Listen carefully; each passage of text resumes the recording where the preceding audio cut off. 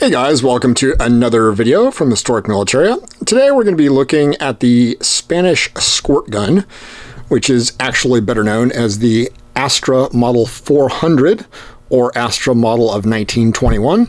And it is a incredibly interesting and unique handgun. They are very, very well made. They are very reliable, and they are pretty accurate, even if they are kind of a nightmare to use and certainly to take apart. So let's just jump right into it. This is a first model or a first type of the Model 1921, and these guns were made from about 1921, obviously, to about 1950. So they had a pretty long production life with something on the order of about 105, 106,000 made in total. They were certainly used by the Spanish military, obviously. They were a standard Spanish military pistol, and they saw use in the Spanish Civil War and World War II, actually. As far as the Spanish Civil War, they saw use with both the Republican and the nationalist forces. So they kind of went to everybody, and they were very widely distributed. And then they also were distributed to the Nazis by the Spanish government in World War II. Not a great number of these went to Nazi Germany, but certainly some did. Generally, I believe it's between serial numbers about 92,000 to about 98,000 are the so-called Nazi serial number range.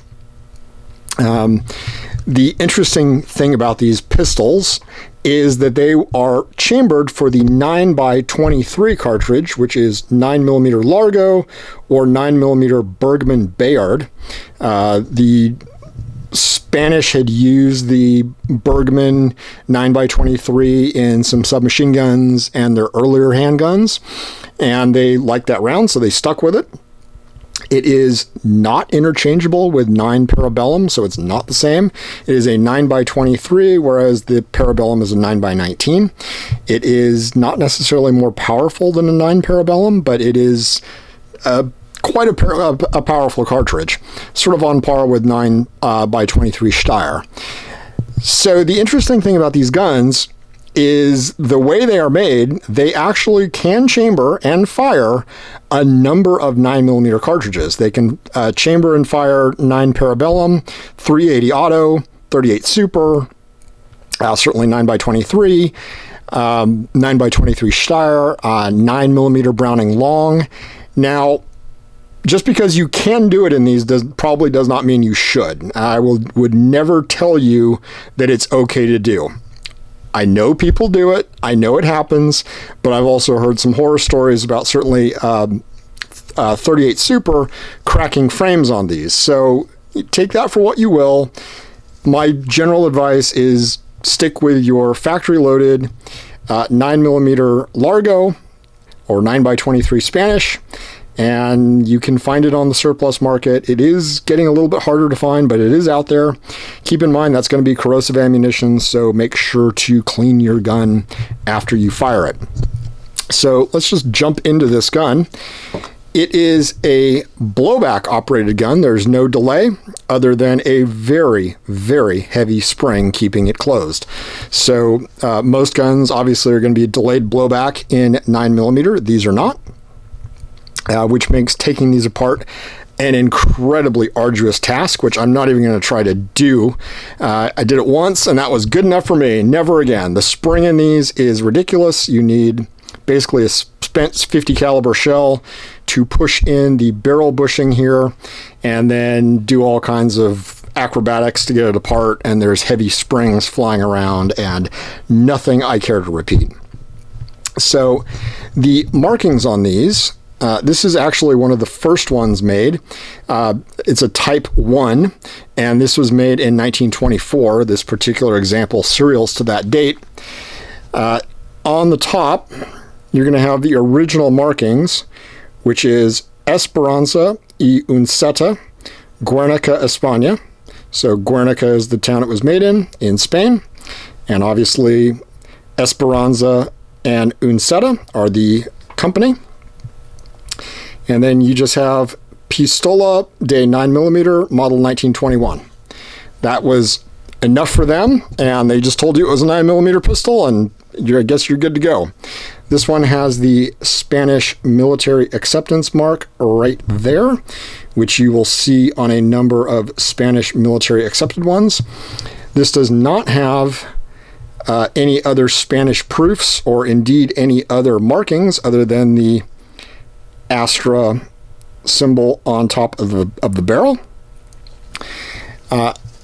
And it's got the early type of horn grips. You'll see horn, you'll see wood, you'll see Bakelite, you'll see hard rubber, but these are actually horn.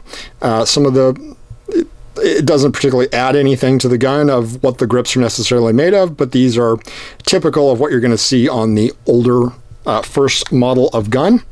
Obviously, this one has seen quite a bit of use, but still in nice shape, definitely shootable.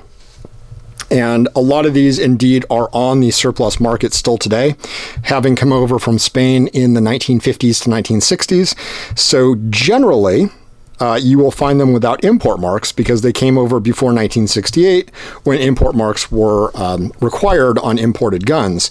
So that's just kind of nice. You can actually find them without import marks in their original condition.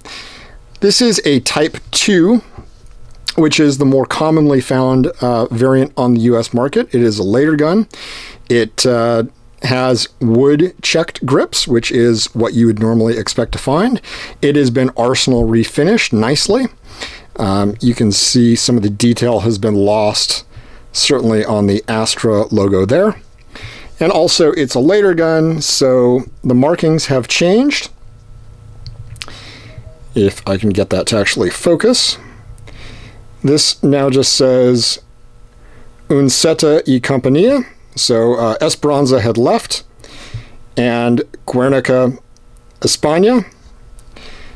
And then Pistola de 9mm. And then in parentheses is going to be 38. And you'll see that on the later guns.